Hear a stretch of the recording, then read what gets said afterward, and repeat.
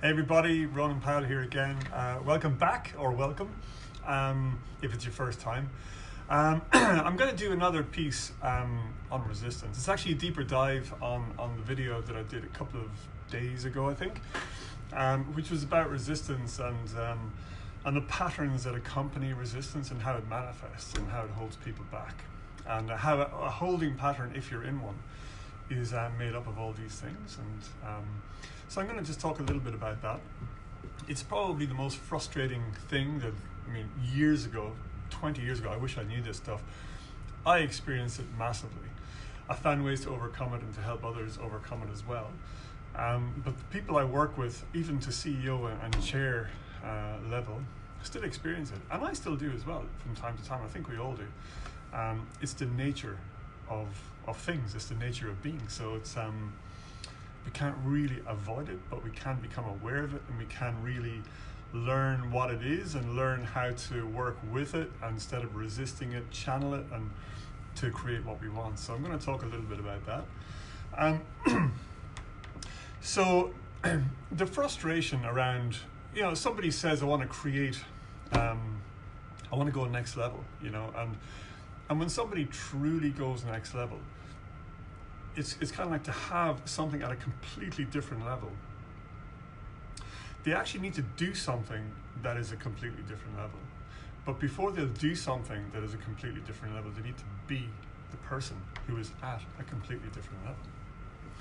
So the reason the majority of people don't get to have the things that they could have if they made it to another level is because of the fear and the sheer terror, actually, in some cases, that people experience around who they need to become to go to the next level.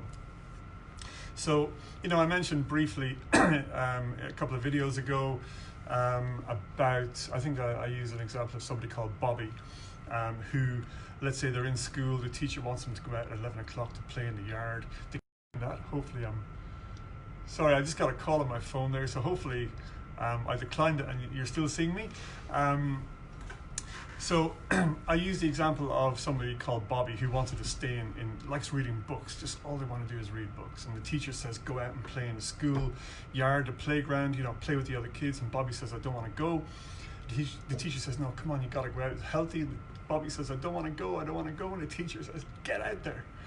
And, grabs Bobby and puts Bobby out in the playground. Bobby goes out there, doesn't want to be there, upset, annoyed. Starts a fight with somebody, punches, pulls hair, whatever to do. And the teacher comes out, grabs Bobby, says, get back in there, that's disgraceful behavior.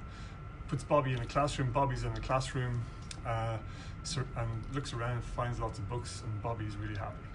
Okay? Let's say that's an 8-year-old person, young kid called Bobby. And what Bobby has just discovered is, if I say I want this and somebody says I can't have it, and then I do X, Y, and Z, or X, Y, and Z, depending on what country you're in,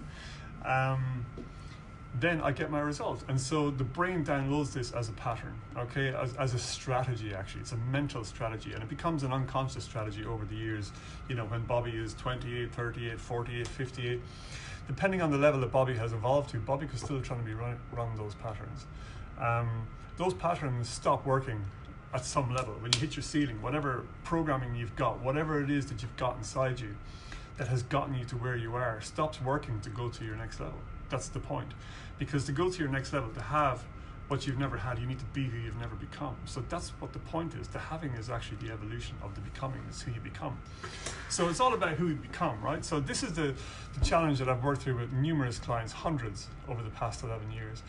And the frustration they've had, they've usually waited until they've almost been at like tipping point into something serious, whether it's an illness or, mental instability even, or a business going down the tubes, which has happened quite commonly. And turning around the business just requires turning around the person, really. So the emotions are severe around this. It's fear, there's massive fear, there's self-doubt, and it's quite private. And people are, quite often doing this privately while they're overtly saying, I'm happy and I'm great and I love this and I love that, and secretly they're a bit fearful. So it feels like a kind of a dirty little secret, you know. You know, and in the past I did this. You know, that's what I mean by I think I'd written there, I wish I'd known this 20 years ago, which I wish I did, but I didn't, but now I do, and I can share it.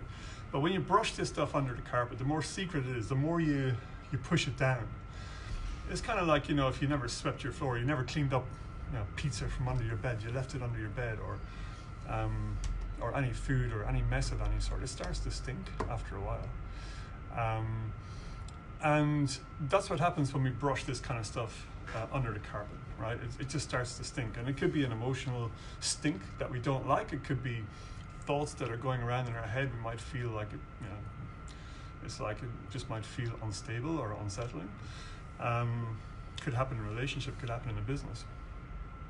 But the thing is, you know, if you just lift up the carpet, or you just move the bed, or you just grab all that stuff and you look at it, and you have an awareness on it, then you know what to do with it. You throw it in the bin, right? So the first step in dealing with this resistance is to actually have an awareness that it exists and to just be okay with it, right? Because, you know, it happens for everybody, and there are some people who will tell you it doesn't happen for them, but it actually does. They might be wired to bypass it, but it actually happens, and they're so finely tuned that they just get past it fairly quickly. I've done that work with a lot of people. I've done it with myself, but I still notice it when it comes up for me. I mean, even going on and doing these videos was a big resistance for me, because I just had a resistance on social media. No judgment on it. It was just time consuming. And here I am. It's actually good fun. I enjoy it, because the reason I enjoy it is I like doing this. I just like the process of what I'm actually doing right now, and I also enjoy the feedback I get from people. I'm getting some, you know, lovely comments, so thank you for that. You know, both publicly and privately, I really appreciate it. But the point is to have awareness, and then to just go, that's okay. That is normal. It's part of the process, right?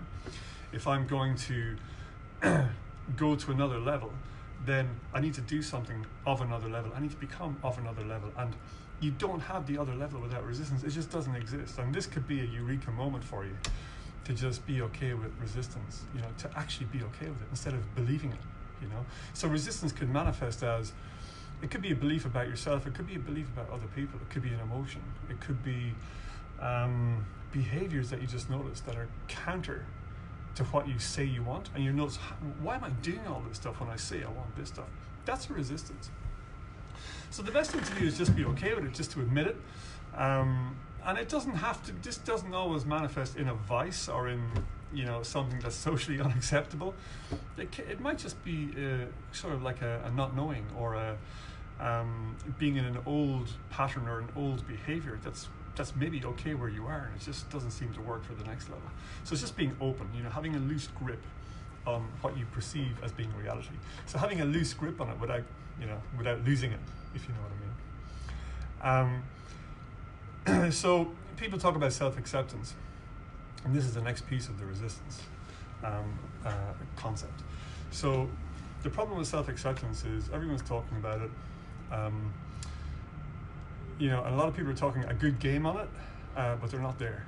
And the reason is because they don't know what to accept. So they're talking about self-acceptance, and, you know, some of it's quite narcissistic. They're like, oh, I'm this, I appreciate this, and you know,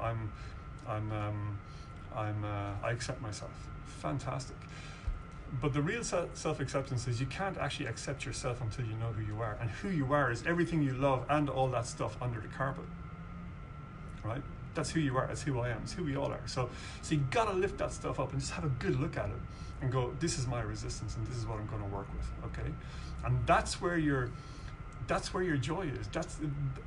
That resistance is where it's all happening, right? That's where the action is for you. I promise you that's where it is. That's where the gold is. Okay, so if you know, the stuff you love about yourself, of course you're going to accept that. But the stuff that you don't love, the stuff that's under the carpet, under the bed, whatever, have a look at it and accept that. So when you accept that, you are actually self-accepting. When you're self-accepting, then you actually know what you want. Okay, so people who have difficulty with, I don't know what I want, I'm not sure what I want, what do I want, usually don't have that question when they have full self-acceptance, self being the stuff you love and the stuff you've been hiding from. So when you love all that and you accept all that, then you're clear about who you are, and then you know what you want. There is a sub-level to that. Let's say you've done that and you know what you want, and you're following your dream. Well, then within that dream, then it becomes about strategy. It's true no matter how, accepting you are and how there you are.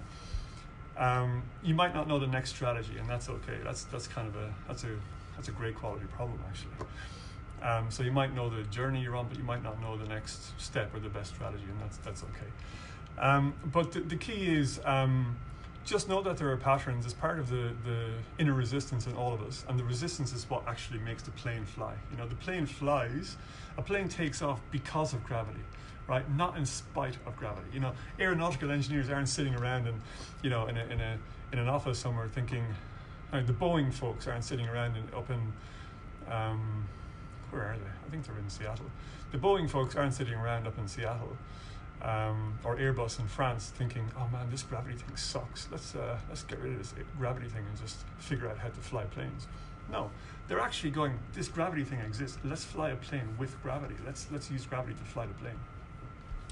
That gravity is the resistance to fly, and that's why the plane flies, because of the resistance, and it's also why you'll fly, because of resistance. So you need your resistance. So it's about how to find it. So hopefully this will help you to at least kind of be okay with it. That's the first thing, and then just kind of let it be noticed. Where it is. Oh, here's something I'm doing. Oh yeah, this. There might be something here, or here's something I believe. What do I believe to be true that isn't? It's a good question, right? What do I believe to be true that isn't? And just sit and meditate on it for a few minutes. So anyway, when you get that awareness and you get that acceptance, you have a great self-acceptance. At that point, you're strong, and you don't have falsehoods. So when you're strong and you have that awareness, then it's much easier to be true to yourself, and that is a starting point for what do I want. Okay, which kind of circles back around to the first video, that sideways video. That I did on the first day. That what do I want bit is the key to everything, and yes, you can have it. That's the main thing. So look, I'm probably going to continue on this theme a little bit for a day or two. There's a lot on it. I don't want to bore everybody in the middle of what is it now? It's just 1:05, 6 minutes past 1 on I think it's Wednesday. You're probably on your lunch breaks, if anyone's even watching it actually, live I mean. So yeah, I'll continue with this in the next few days, and I hope this has helped. And remember, have a look at www.callronan.com if you're interested in how we're working through this as part of our self-leading master's course, which starts in February, which I'm very excited about. We've had a lot of people sign up for it, and it's exciting stuff. And either way, I hope this video helps you, and I look forward to the next one. All the best.